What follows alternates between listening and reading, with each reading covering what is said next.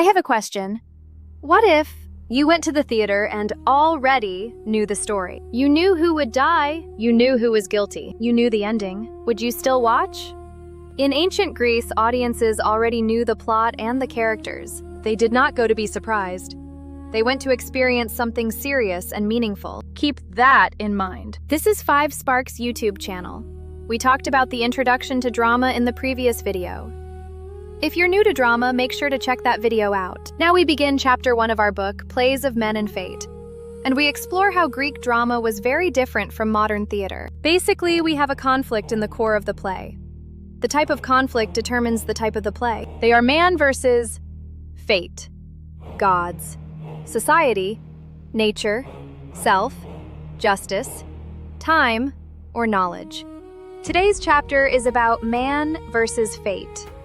The defining tragic conflict. A character struggles against prophecy or destiny only to fulfill it. As for Greek drama, it was not about surprise. It was about destiny. Hang on. If there was no surprise, what made Greek drama powerful? Spark number 1. Greek theater was not just entertainment. It was religious. It was connected to the god Dionysus. The theater was like a temple. There was even an altar in the center. The audience may not all be religious, but they know the story is sacred. They do not expect costumes or realistic acting. They use imagination. Greek theater was similar. The actors did not try to be realistic. The chorus moved rhythmically and chanted instead of using music like in an oratorio. If theater is part of worship, how does that change the way people watch it? Spark number 2. The theater was open air and could hold about 20,000 people. Like a football stadium, performance days were public holidays. Everyone came together. They watched stories from their national myths, heroes, demigods, founders of their country. It created national unity and pride. There was also competition. Different playwrights wrote plays about the same story. A prize was given to the best one. Think with me. If the audience already knew the story, what were the playwrights competing for? Spark number 3. Because the theater was huge, actors had to be seen clearly. They wore high boots called buskins.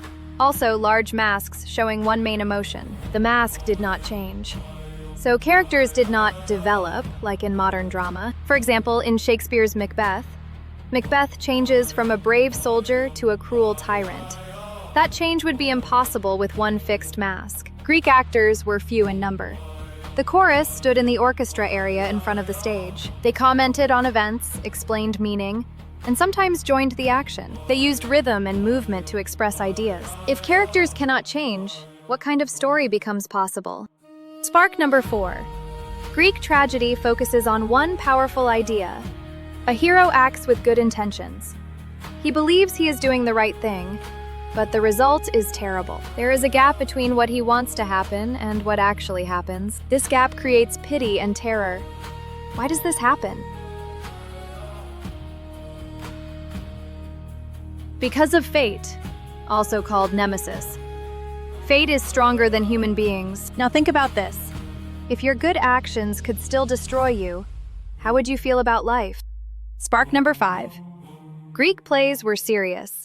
There were no comic scenes, no subplots, no big changes in place, no long jumps in time. The chorus stayed on stage. So action usually happened in one place in a short time with one main story. Later, critics called this the 3 Unities. Unity of plot, place, and time. Unity of plot. The play should follow one central plot without major subplots. Unity of place. The setting should remain in one physical location. Unity of time. The action should occur within a single day. These were not strict rules. They were natural habits created by the theater conditions. Now, the last question. Why might serious drama become stronger when it is simple and focused? Today, we explored Chapter 1 of Introduction to Drama. It discussed Greek theater, religion, the chorus, the 3 Unities, and the terrible power of fate. Put your thoughts in the comments. I'd love to read them. In our next video, we will look closely at the play Oedipus Tyrannus itself and see how Sophocles builds tension when the audience already knows the truth. We will answer this question. If the audience knows Oedipus is guilty from the start, Why does the play still feel so powerful? Every misstep can turn into a dance. See you in the next video.